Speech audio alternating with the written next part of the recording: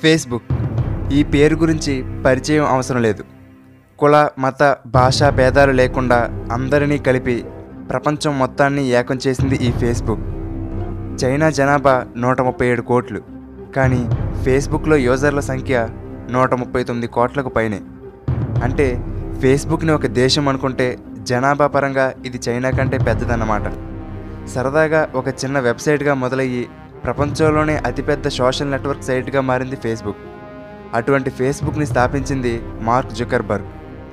బిజినెస్లో తలలు పండిపోయి కొన్ని దశాబ్దాల నుండి వ్యాపారాలు నడుపుతున్న ఎంతోమంది చేరుకోలేని ప్రపంచంలోనే అత్యంత ధనవంతుల జాబితాలో అంత చిన్న వయసులోనే ఎలా చేరాడు? ఒక హాస్టల్ గదిలో ప్రారంభమైన ఒక చిన్న వెబ్సైట్ ఇంత పెద్ద స్థాయికి ఎలా చేరుకుందో ఈ వీడియోలో తెలుసుకుందాం.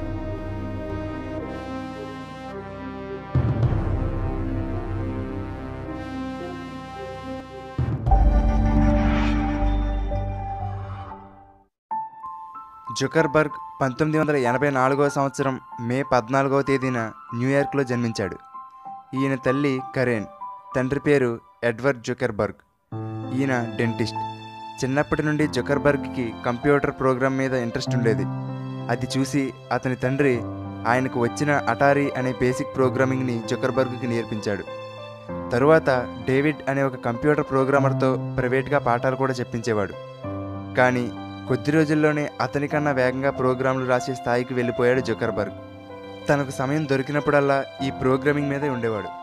అలా ఇప్పుడు మనం వాడుతున్న మెసెంజర్లా పనిచేసే జూక్నెట్ అనే ఒక సాఫ్ట్వేర్ని తయారు చేశాడు. దానిని తన తండ్రి క్లినిక్ నుండి ఇంటికి, ఇంటి నుండి క్లినిక్కి సమాచారం చేరవేయడానికి వాడేవాడు. అప్పటికి జుకర్బర్గ్ వయసు కేవలం 12 ఏళ్లే. ఆ సమయంలో అందరి పిల్లలు కంప్యూటర్ గేమ్స్ ఆడుతూ ఉంటే జుకర్బర్గ్ మాత్రం కంప్యూటర్ గేమ్స్ని తయారు చేసేవాడు. కొత్త కొత్త ప్రోగ్రామ్స్ని డెవలప్ చేసేవాడు. హై స్కూల్లో చదువుతున్నప్పుడు సినాప్స్ అనబడే ఒక మీడియా ప్లేయర్ని కూడా క్రియేట్ చేశాడు. AOL, మైక్రోసాఫ్ట్ వంటి కంపెనీలు ఈ సినాప్స్ని కొని జుకర్బర్గ్కి గ్రాడ్యుయేషన్ కంప్లీట్ అవ్వకపోయినా సరే ఉద్యోగం ఇవ్వడానికి ముందుకు వచ్చాయి. కానీ జుకర్బర్గ్ అందుకు అంగీకరించలేదు. తరువాత జుకర్బర్గ్ హార్వర్డ్ యూనివర్సిటీలో చేరాడు. అక్కడ ఫేస్మాస్ అనే వెబ్సైట్ని క్రియేట్ చేశాడు. దీనిలో హార్వర్డ్ యూనివర్సిటీలో ఉండే అమ్మాయిల ఫోటోలను పెట్టి వాళ్ళలో ఎవరు అందంగా ఉన్నారో చెప్పమని పోలింగ్ పెట్టేవాడు. ఈ వెబ్సైట్కి విపరీతమైన స్పందన వచ్చింది. ఒక్కసారిగా ఈ వెబ్సైట్ గురించి యూనివర్సిటీ అంతా పాకేసింది. కానీ ఇది అందానికి సంబంధించిన ఓటింగ్ కాబట్టి కొంతమంది అమ్మాయిలకు ఇది నచ్చలేదు. జుకర్బర్గ్ మీద కంప్లైంట్ చేశారు. అంతేకాదు, విద్యార్థుల అనుమతి లేకుండా వాళ్ళ ఫోటోలు వాడినందుకు జుకర్బర్గ్కి వార్నింగ్ ఇచ్చి ఆ వెబ్సైట్ని ఆపివేశారు. కానీ ఆ వెబ్సైట్ నుండి జుకర్బర్గ్కి ఒక కొత్త ఐడియా తట్టింది. తన కాలేజీలో ఉన్న అందరూ తమ గురించి, తమ ఇష్టాయిష్టాలు, ఫోటోలు, తమ అభిరుచులు ఇలా అన్ని వివరాలు పొందుపరుచుకునేలా, వాటిని తమ స్నేహితులతో పంచుకునేలా చేయాలనేది ఆలోచన. ఈ వెబ్సైట్ని తయారు చేయడానికి జుకర్బర్గ్ చాలా కష్టపడ్డాడు. ఫ్రెండ్స్ అందరూ పార్టీలకు వెళ్తూ ఉంటే తను మాత్రం హాస్టల్లో తెల్లవారులు కూర్చొని వెబ్సైట్ని క్రియేట్ చేశాడు. అలా తయారు చేసిందే ది ఫేస్బుక్. మొదట్లో కేవలం హార్వర్డ్ యూనివర్సిటీ కోసమే అనుకున్న ఆ వెబ్సైట్కి వస్తున్న స్పందన చూసి దానిని అమెరికాలోని ఇతర యూనివర్సిటీ విద్యార్థులకు కూడా అందుబాటులోకి తెచ్చాడు. ఈ వెబ్సైట్ని మరింత అభివృద్ధి చేయాలనుకున్నాడు. కానీ సమయం సరిపోక హార్వర్డ్ యూనివర్సిటీలో చదువు మధ్యలోనే ఆపివేసి పూర్తిగా ఫేస్బుక్ని నిర్మించే పనిలో పడ్డాడు. తరువాత ది ఫేస్బుక్లో దీన్ని తీసివేసి ఫేస్బుక్గా మార్చాడు.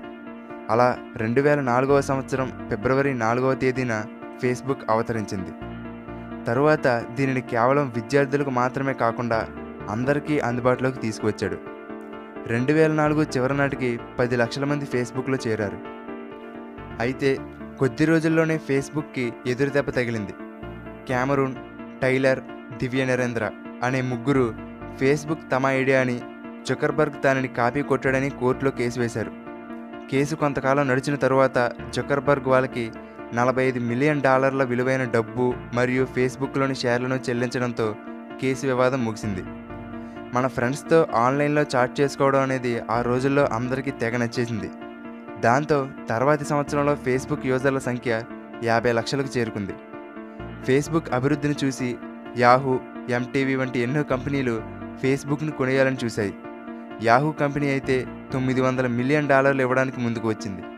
కానీ జుకర్బర్గ్ అమ్మలేదు. జుకర్బర్గ్కి ముందు చూపు ఎక్కువ. అందుకే 2012లో ఇన్స్టాగ్రామ్ని $1 బిలియన్ చెల్లించి ఫేస్బుక్లో కలిపేసుకున్నాడు. అలాగే 2014లో $19 బిలియన్, అంటే సుమారుగా 1,20,000 కోట్లు పెట్టి వాట్సాప్ని కొనేశాడు. ఇవే కాదు, కనెక్టివ్, ఫ్రెండ్ ఫీడ్, చాయ్ ల్యాబ్స్ ఇలా సుమారుగా 60కి పైగా కంపెనీలను సొంతం చేసుకున్నాడు జుకర్బర్గ్. ఇలా సోషల్ మీడియా రంగంలో దూసుకుపోతూ ఫేస్బుక్ స్థాపించిన 10 సంవత్సరాలు గడిచేసరికి మల్టీ బిలియనీర్ అయ్యాడు. జుకర్బర్గ్ 2012లో చైనాకి చెందిన ప్రిసిల్లా చాన్ అనే తన స్నేహితురాల్ని పెళ్లి చేసుకున్నాడు. మీరు గమనించారో లేదో, ఫేస్బుక్ ఎక్కువగా బ్లూ కలర్లోనే ఉంటుంది. ఎందుకో తెలుసా? జుకర్బర్గ్కి కలర్ బ్లైండ్నెస్ ఉంది. దానివల్ల అతను రెడ్, గ్రీన్ కలర్స్ని సరిగ్గా చూడలేడు. అందుకే ఫేస్బుక్ని బ్లూ కలర్లో క్రియేట్ చేశాడు. అంతేకాదు, ఇంత పెద్ద కంపెనీని నడుపుతూ ఫేస్బుక్ సీఈఓగా తాను తీసుకునే జీతం ఎంతో తెలుసా? కేవలం $1 మాత్రమే. జుకర్బర్గ్ జీవితం ఆధారంగా ది సోషల్ నెట్వర్క్ అనే సినిమా కూడా వచ్చింది. అంతేకాదు, ఈ సినిమాకి 3 ఆస్కార్ అవార్డులు కూడా వచ్చాయి. టైమ్స్ మ్యాగజైన్ 2010 మరియు 2013లో జుకర్బర్గ్ని పర్సన్ ఆఫ్ ద ఇయర్గా ప్రకటించింది. ఫోర్బ్స్ మ్యాగజైన్ ప్రకారం $71 బిలియన్, అంటే 4,57,000 కోట్ల రూపాయల ఆస్తితో ప్రపంచ ధనవంతుల జాబితాలో జుకర్బర్గ్ 5వ స్థానంలో ఉన్నాడు. ఇంత ఆస్తితో పాటు జుకర్బర్గ్కి మంచి మనసు కూడా ఉంది. 2013లో ఎబోలా వ్యాధి సోకి వేలాది మంది చనిపోతున్నప్పుడు వాళ్ళ సహాయార్థం 100 కోట్ల రూపాయలకు పైనే దానం చేశాడు. ప్రపంచవ్యాప్తంగా 15 కోట్ల మందికి ఉచితంగా ఇంటర్నెట్ని అందించాలనే ఉద్దేశంతో internet.org అనే సంస్థను స్థాపించాడు. అలాగే బిల్ గేట్స్ మరియు వారెన్ బఫెట్లు కలిసి స్థాపించిన గివింగ్ ప్లెడ్జ్ అనే ఫౌండేషన్కి తన ఆస్తిలో సగభాగాన్ని విరాళంగా ఇచ్చాడు. ఇవన్నీ ఒక ఎత్తైతే 2015 డిసెంబర్లో తనకు కూతురు పుట్టిన సందర్భంగా ఫేస్బుక్ కంపెనీలో తనకు ఉన్న వాటాలో 99% తన జాన్ జుకర్బర్గ్ అనే ఫౌండేషన్కి రాసివ్వడం మరో ఎత్తు.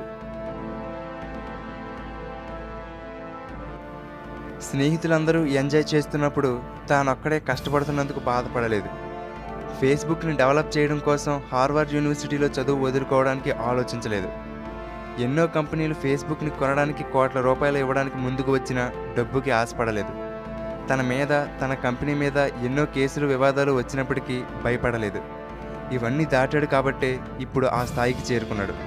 ఇంతమందికి ఆదర్శంగా నిలిచాడు.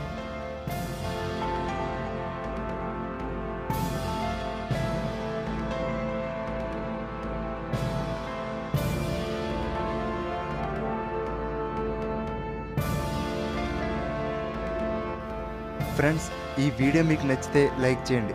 అలాగే మీ ఫ్రెండ్స్ అందరికీ ఫేస్బుక్, వాట్సాప్ ద్వారా షేర్ చేయండి. ఇలాగే మరెంతోమంది జీవిత చరిత్రను తెలుగులో తెలుసుకోవడానికి తెలుగుబడి యూట్యూబ్ ఛానల్కి సబ్స్క్రైబ్ అవ్వండి. అలాగే ఫేస్బుక్లో తెలుగుబడి పేజీని లైక్ చేయండి. Thank you for watching.